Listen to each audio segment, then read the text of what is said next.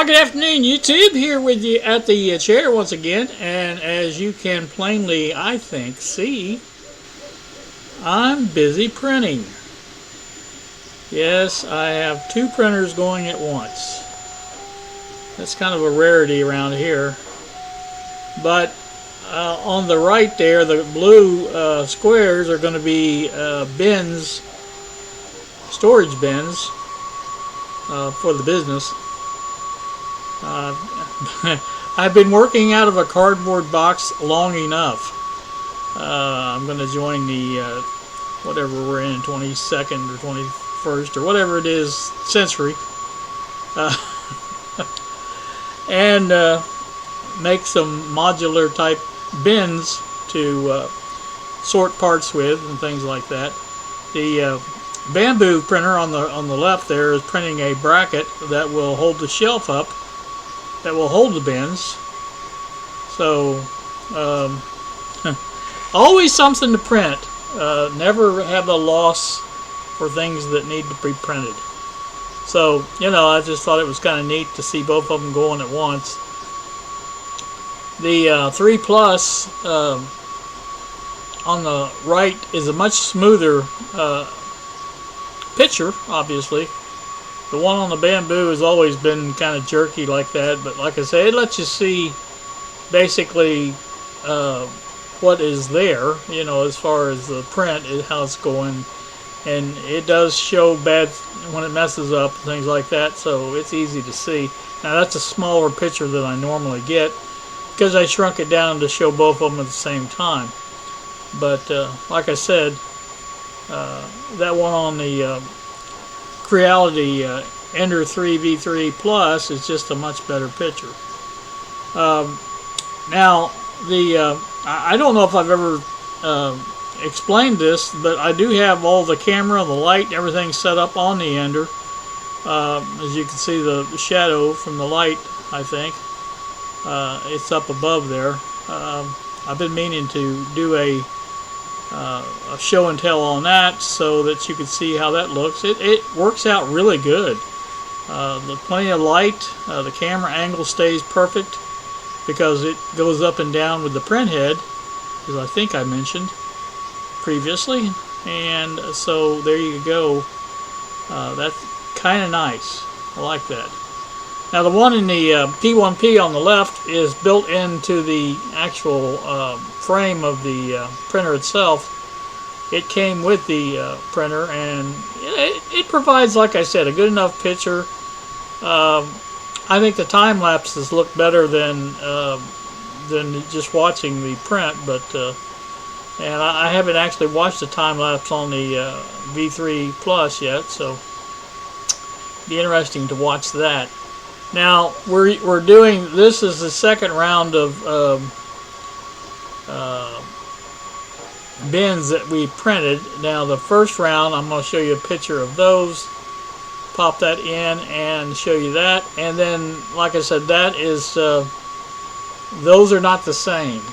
These are those ones that I just popped the picture in, took 4 hours, almost 4 hours to print, and these only take 2 hours, so there's quite a bit of difference.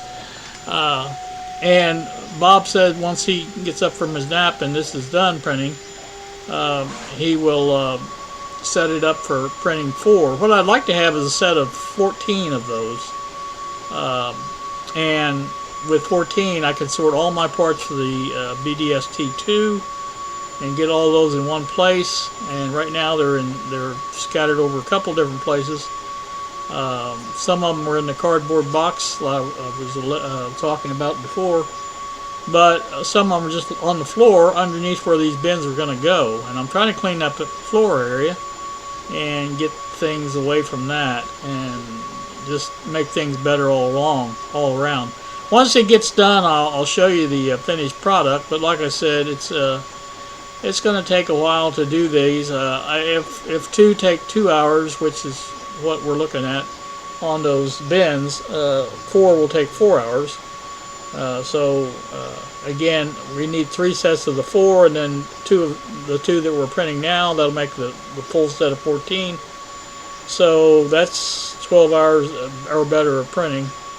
just for that. Now the bracket itself, I don't know what it's to say. It's saying 3 hours and 9 minutes total, and there's 2 hours and 52 minutes left on it. So it will be done not too long after these bins are done printing as well. So I can go ahead and get that working and get that installed onto the shelf on the end that it goes. Now that's the desk end. On the other end of the that 3 Plus really gets going. I tell you, I've been sitting. Well, you can't see it, but from here I'm watching the whole P1P shake. And we've been printing these, for a while, and I've been listening to things fall off that table because I've got things thrown all over the place and nothing important. But like I said, every once in a while I hear something fall off. But anywho, like I said, the other end of the shelf itself will be attached to the. You may recall the Christmas shelves that I bought, the red and green shelves that store our stuff. That will be the other end attached to one of those, and the shelf itself won't be able to go anywhere. I mean, there's plenty of weight on that shelf that it's attached to that it'll never move.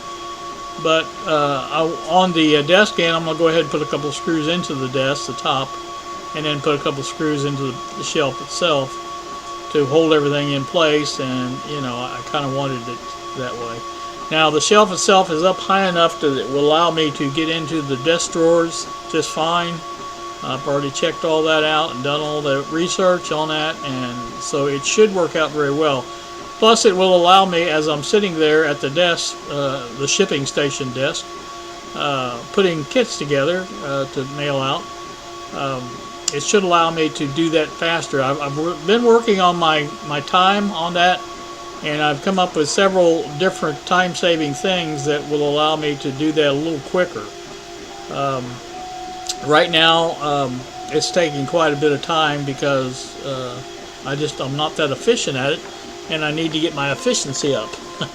So, like I said, one part of that is the fact that not all the parts are in one place. That's part of it, and then the way I was doing it as far as sorting the parts to the bags and things like that, that was very inefficient. And since then I have printed, or Bob actually printed on my printer, but I think a total of 11 is what we printed, but we only needed 10. Little sorting trays, and these trays have basically a little funnel on the end that once all the parts are sorted into each tray, there's 10, like I said, I'm going to be doing sets of 10. You take one of them and just open up a bag, and all the parts go into the bag, and you put a PCB in it, and it's done. Just that quick. So, like I said, that's going to be a big help. And I've also eliminated one of the smaller bags that we were using, a little manila.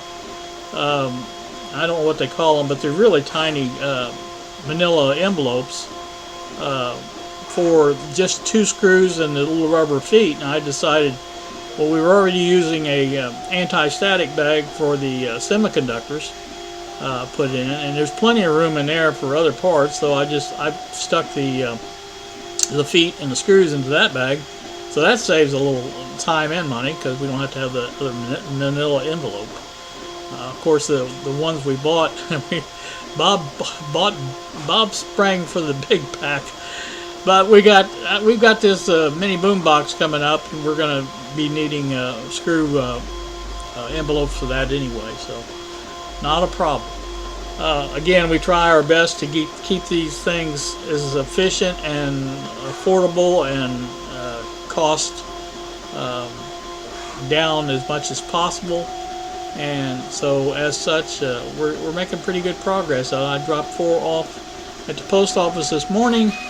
They were ready yesterday to go out, but of course the 4th of July happened.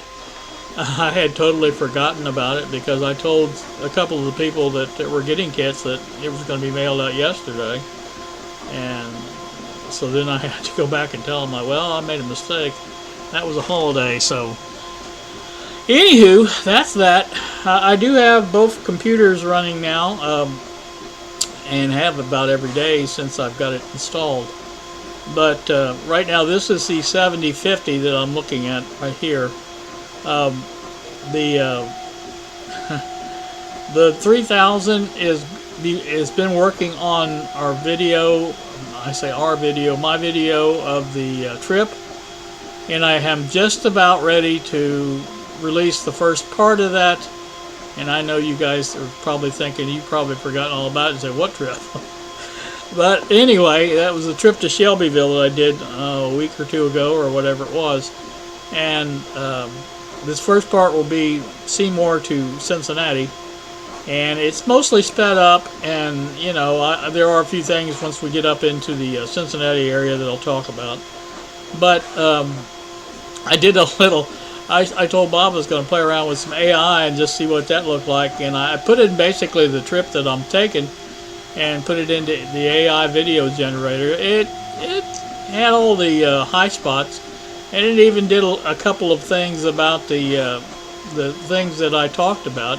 I did a little research on them as well. Now that's not all it's cracked up to be, but like I said, it was fun to play around with. I'm obviously not going to use that, but I am trying to think of how to do the intro to it, because I wanted to go outside somewhere, but it's just so dang hot.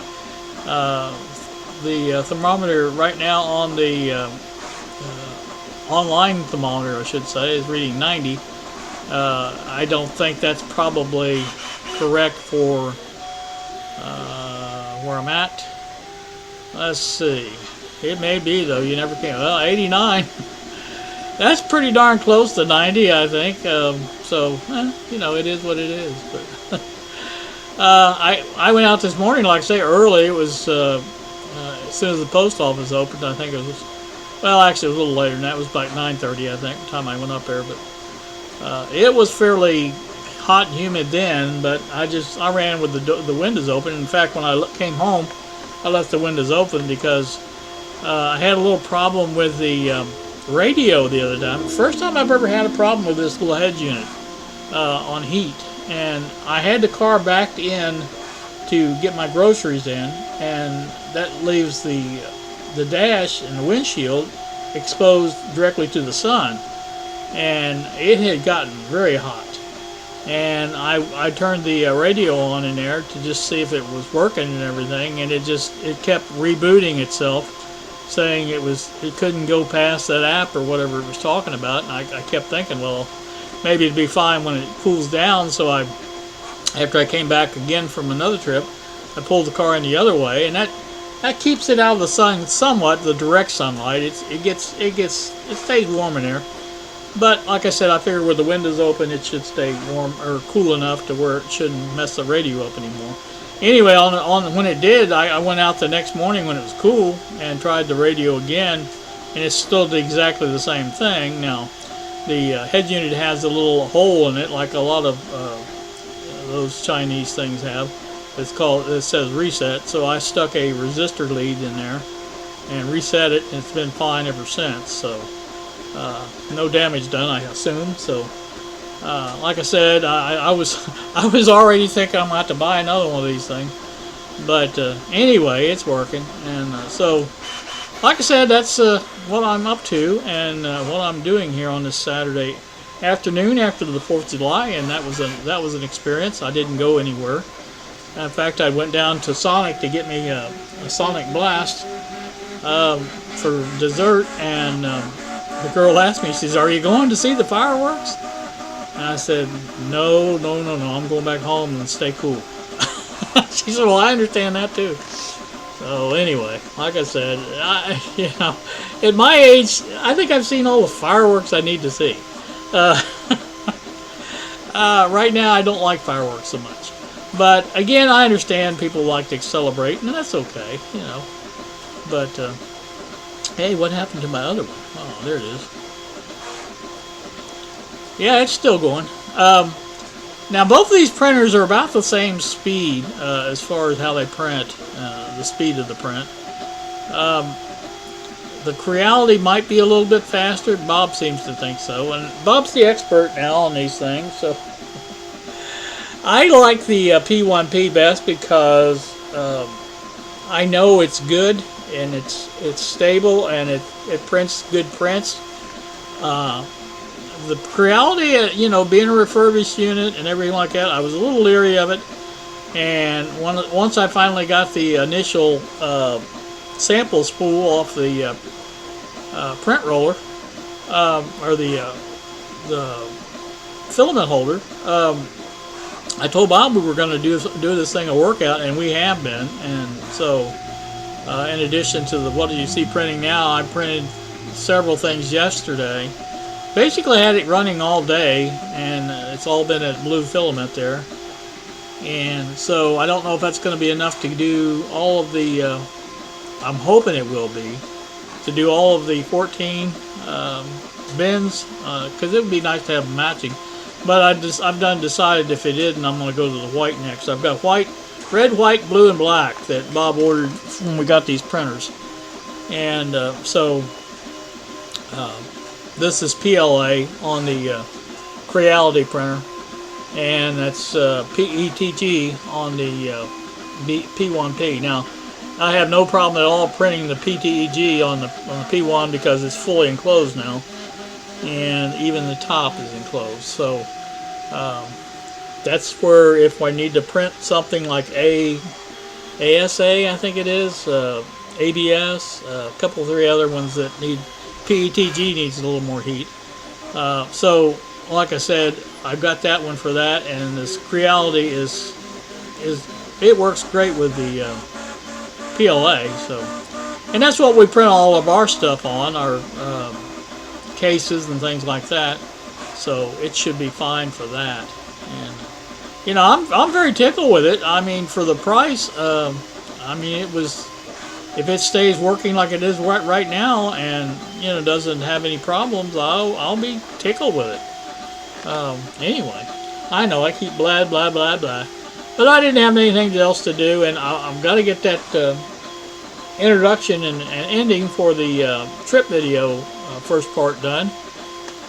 So I want to get that done, and like I said, hopefully maybe today, later on, I'll either get outside or go into the shipping department or something.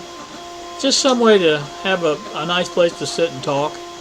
And so you can see my face for a change instead of seeing the computer screen. Not that anybody's going to like that as far as that goes. I feel like Bill does on that. Nobody wants to see this old face. But, so anywho, that's what we're doing here today. And I thought we'd go ahead and make this little video for you and show you what's happened. So, you guys all have a great day. Thank you so very much for watching, and we will see ya.